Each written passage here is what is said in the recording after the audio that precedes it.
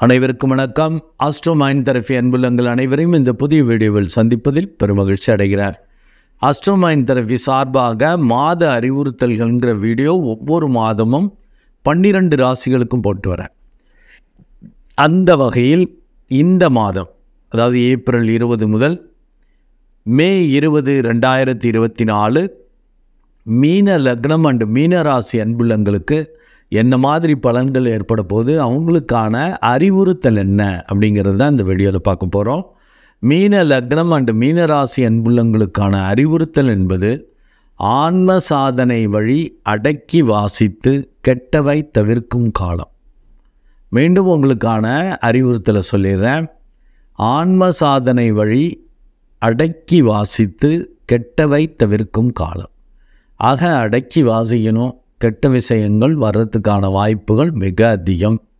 அடக்கம் இல்லாமல், அதாவது பேச்சிலேயோ முயற்சியிலையோ ஒரு கண்ட்ரோல் இல்லாமல் நீங்கள் பண்ணிங்கன்னாக்கா வம்பு. அதுக்கு ஆன்ம சாதனை கண்டிப்பாக வேணுங்கிறத எல்லா வீடியோவிலும் சொல்கிறேன். உங்களுக்கு தலைப்புலேயே அறிவுறுத்தல்லையே கொடுத்துருக்கேன், அது வீடியோக்குள்ளே கொடுத்துருக்கேன். மற்ற இவங்களுக்கெல்லாம் ஆன்ம சாதனைன்னு சொல்லிகிட்ருப்பேன். அப்போ தான் சமநிலையில் ஒரு சாதாரண மனித மிருகம் போல் இல்லாமல் மோர் தென் தட் ஆகலாம். ஆன்ம சாதனை பண்ணுறப்ப கோபம் வராதுலாம் கிடையாது, கோபம் வரும்.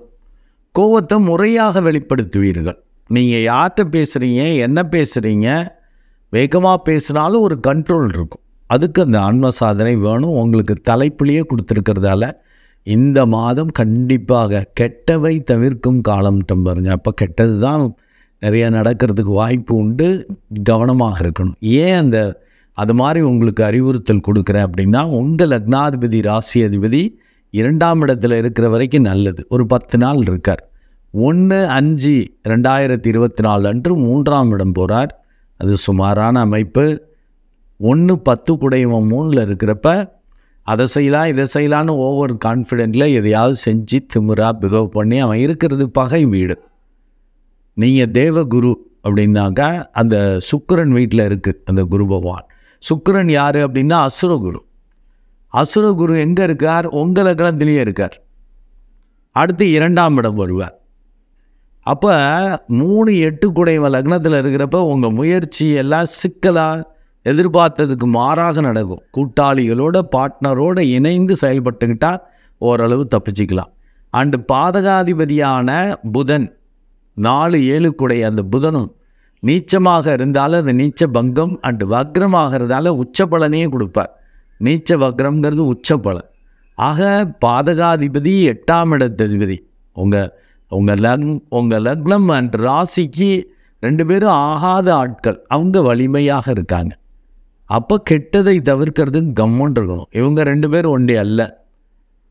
லக்னத்திலேயே உள்ள ராகு, 7ல் உள்ள கேது, அதுவும் பிரச்சனையை பண்ணும்.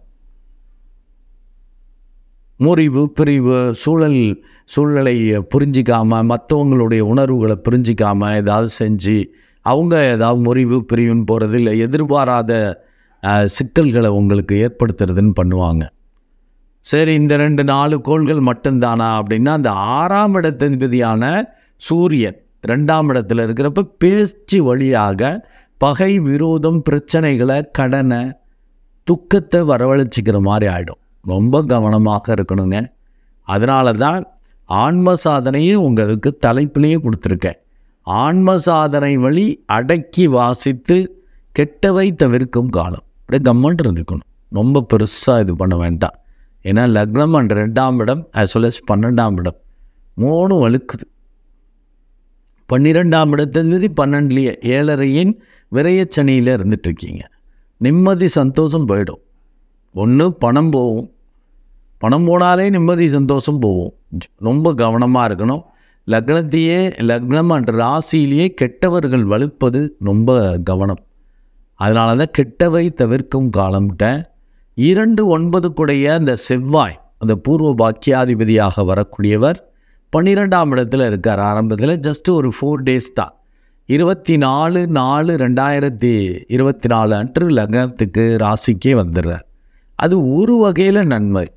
தனம் அண்ட் நேம் ஃபேம் தானாக வரும். பட் ஒரு ஆள் தாங்க இருக்கார். மீதி 3 பேர் அங்கே இருக்கிறவங்க ராகு, புதன் அண்டு சுக்கிரன், இவங்கெல்லாம் உங்களுக்கு கொஞ்சம் அந்தளவுக்கு ஆகாதவர்கள், கெடுதல் பண்ணக்கூடிய ஸ்டேஜில் இருக்கிறதால லக்னத்திலேயே இந்த 9ஆம் இடத்ததிபதி வர்றப்ப நீங்கள் அந்த ஆன்ம சாதனை பண்ணிங்க தப்பிச்சுக்குவீங்க. இந்த கெட்டவையை தவிர்த்துக்கலாம். அதுக்கு அந்த செவ்வாய் பயன்படுவார். பெரிய அளவுக்கு தன வருவாய், நேம் ஃபேம் கொடுக்காட்டியும் கெட்டது வராமல் காப்பாற்றுறதுக்கு அவர் உதவுவார். எப்போ? இந்த ஆன்ம சாதனை வழி தான். ஆன்ம சாதனைங்கிறது it is compulsory for you. அதனால தான் தலைப்பிலேயே கொடுத்துருக்கேன்னு. ஒரு ட்ரிப்புக்கு 2 ட்ரிப்பு இதையே சில பேர் கமெண்ட்ஸ்லேயே போடுறாங்க. இவர் ஒரே விஷயத்தை 2-3 வாட்டி சொல்கிறாரு. ஆமாங்க, எனக்கு முக்கியங்கிறத சொல்கிறது அப்படி சொல்லுவேன். அப்புறம் வயதானவர்களே கொஞ்சம் அப்படி மனதளவில் வயதானவன் இல்லாட்டியும் உடல் அளவில் வயதானவராக இருப்பதால் கொஞ்சம் அது எங்கே விட்டுற போகிறாங்க என்ன போல தானே நான் நினப்பேன். மற்றவங்களையும் மறந்துட போது தெரியாமல் செஞ்சிட போகிறோம் அப்படின்னு ஒரு தடவைக்கு 2 தடவை 3 தடவை சொல்கிற மாதிரி ஆயிடுது. அதனால் ரொம்ப கவனமாக இருக்கணும். லக்னாதிபதி ராசி அதிபதியும் அந்த அளவுக்கு சரியில்லை. கொஞ்சம் 1, 2, 12 இந்த பாவகங்கள் வழுக்குது. அண்டு 7ஆம் இடமும் வழுக்குது. எல்லாமே கொஞ்சம் 9, 2, 7ன்னா மாரகஸ்தானங்கள். என்ன நடக்குன்னே தெரியாது. ஒரு முறிவு, பிரிவு, பிரச்சனைகள், டோட்டலாக ஒன்று கெடுத்துக்கிறது இப்படிலாம் வரும். 12ஆம் இடத்ததிபதி அங்கே வர்றதால ஒன்று ரொம்ப கான்ஃபிடெண்ட்டாக பிஹேவ் பண்ணிங்கன்னா விரயங்களை கொடுக்கும். கான்ஃபிடென்ட் இல்லை அப்படின்னா மன நிம்மதி, சந்தோஷத்தை கெடுத்துக்கிற மாதிரி ஆகிடும். அதனால் கண்டிப்பாக, ஏன்னா சூரியன் பார்த்திங்கன்னா 15/5/2024 வரைக்குமே அங்கே இருக்கார். லாஸ்ட்டு 5 நாள் தான் 3ஆம் இடம் வருவார். அப்போ நல்லாயிருக்கும். அது வரைக்கும் உங்கள் பேச்சில் திமிரா, பகை, விரோதம் வர்ற மாதிரி மூத்தவர்கள், பெரியவர்கள், அதிகாரத்தில் உள்ளவர்கள், அரசியல்வாதிகள் இவங்கள்ட்டெல்லாம் பகை, விரோதம் வர்ற மாதிரி பேசி கண்டங்களை வரவழைச்சிக்குவீங்க. அவமரியாதை, பேரு கெடுத்துக்கிற மாதிரிலாம் வந்துடும். ரொம்ப ரொம்ப ரொம்ப கவனமாக இருக்கணும். உங்களுக்கு லக்னத்துக்கு 5 கூடைய அந்த சந்திரன் 2 நாளைக்கு ஒரு வாட்டி மாறிக்கொண்டே இருப்பார். அதனால் அதிர்ஷ்டங்கிறது உங்களுக்கு மட்டும் நிலையாக இருக்காது. இப்படியே ஓடிக்கிட்டு இருக்கோம், அவ்வளோதான். நீங்களும் காலப்புருஷ தத்துவப்படி 12வது ராசிங்கிறதால அமைதியாக அதான் அந்த ஒரு சேஃப்டி ப்ளே பண்ணுவீங்க. நம்மளுடைய நிம்மதி, சந்தோஷம் கெட்டக்கூடாதுன்னு சேஃப்டியாக ப்ளே பண்ணக்கூடிய தன்மையே அதனால தான் வருது. உங்கள் புத்திக்குரியவன் அடிக்கடி மாறிட்டு இருக்கப்ப தேவையில்லாமல் ஏதாவது ஒரு நாள் செய்வோன்னு நினைப்பீங்க, அப்புறம் வேணான்னு யோசிப்பீங்க, அப்படியே விட்டுட்ருப்பீங்க. அது மீன லக்னமாக இருக்கட்டும், மீன ராசியாக இருக்கட்டும், அவங்களுக்கெல்லாம் அப்படி குழப்பம் வரும். ஏன்னா 5ஆம் இடத்ததிபதி அடிக்கடி மாறிக்கொண்டே இருப்பது தான். அதனால் இந்த மாதம் மீன லக்னம் அண்டு மீன ராசி அன்புள்ளங்கள் ஜப தியானத்தை நீங்கள் சாப்பிடுங்க, சாப்பிடாமல் இருங்க, குளிக்காமல் இருங்க.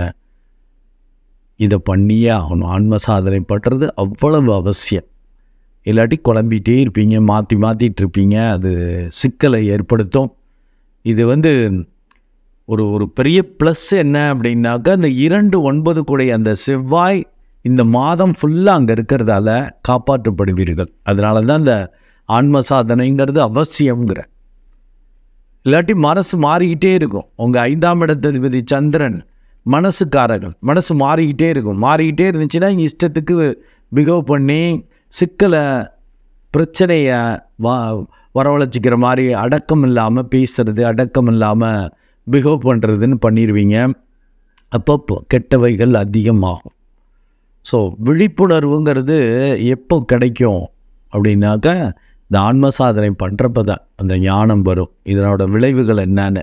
இல்லாட்டி 7.5 இருக்கிறதால பெருமளவு விரயங்கள், புத்தி வேலை செய்யாது. 7.5 வர்றப்ப உங்கள்கிட்ட உள்ள கெட்டதெல்லாம் சரி பண்ணுறது தான் சனி பகவானோட வேலை.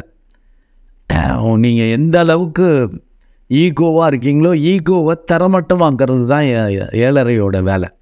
நான் சிறந்தவன், நல்லவன், படித்தவன், அப்படி இப்படின்னு திறமையாளன், அப்படி இப்படின்லாம் உங்கள் நடப்பு. ஏன்னா குரு உங்கள் லக்னத்துக்கு ராசிக்கு அதிபதியாக வரக்கூடிய குரு பகவான் அப்படி நினைக்க வைப்பார். அதை தரமட்டமாக்கிறது தான்.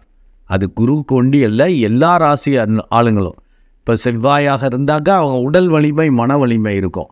7.5 தான் அவங்கள போட்டு வதக்கி உடல் வலிமை, மன வலிமை போகிற மாதிரி சூழலை கொடுப்பார். அதே சுக்கிரன் உங்கள் லக்னம் ராசிக்கு அதிபதியாக வந்தால் இந்த அழகுணர்ச்சி, அந்த ஒரு சுகம் எல்லாத்தையும் கெடுத்துருவார். சுகமாகவே இருக்க முடியாது. அப்படி கேவலமாக பிரச்சனைகள். ஏன்னா சுக்கிர திசை வரப்போ தான் நல்லா பளிச்சுன்னு இருப்பாங்க. அது கெட்டது பண்ணுற மாதிரி இருந்தால் ஏதாவது ஆக்சிடெண்ட் ஆகி அடிபட்டு முகம் சரியில்லை எதுன்னு வீக் ஆகிடுவீங்க. அந்த அழகு இது கிடுற மாதிரி ஆகும். இப்படி அது 7.5யோட வேலை. இப்போ நீங்கள் 7.5யின் பிடியில் இருப்பதால், அதுவும் விரயச்சனியாக இருப்பதால் ரொம்ப ரொம்ப கவனமாக ஒரு விழிப்புணர்வோடு செயல்படணும். இல்லாட்டி கெட்டவை தான் அதிகமாக வரும். கெட்டவை தவிர்க்கணுன்னா ஆன்ம சாதனை வேணும் அப்படிங்கிறத படித்து சொல்கிறதுக்கு காரணமே அலட்சியப்படுத்திடக்கூடாது. இதில் என்ன இருக்குது, சும்மா உட்கார்றதால என்ன வரும்னு நினைக்க வேண்டாம். அப்போ தான் நான் அந்த சூரியன், ராகு, கேது அண்டு புதன், சுக்கிரன், சனி எல்லாமே கிட்டத்தட்ட நெகட்டிவாக 9 கோள்களில் 8 கோள்கள் நெகட்டிவாக தான் உங்களுக்கு வேலை பார்க்குறதால தான் திரும்ப வலியுறுத்தி சொல்கிறேன். அந்த லக்னத்தில் வர்றப்ப அந்த 2-9 கூடிய அந்த செவ்வாய் மட்டுமே உங்களுக்கு நல்லது செய்வார். அது ஒரு 4 days ஆரம்பத்தில் அவரும் கொஞ்சம் வீக்காக இருக்கார். அப்புறம் லக்னத்துக்கு வர்றப்ப சிறப்பாக இருக்கும். எப்போ ஆன்ம சாதனை பண்ணாதான் கெட்டவையை தவிர்க்க முடியும். பெரிய அளவுக்கு தன வருவாயோ நேம் ஃபேமோ கிடைக்காட்டி கூட கெட்டவைகள் வராது. நன்றி அன்புள்ளங்களே. மீண்டும் ஒரு நல்ல வீடியோவில் உங்களை சந்திக்கிறேன். அதுவரை உங்களிடமிருந்து வணக்கம் கூறி விடைபெறுவது உங்கள் அன்பு டாக்டர் அருட்குழந்தை ஆர். கணேசன். நன்றி, வணக்கம்.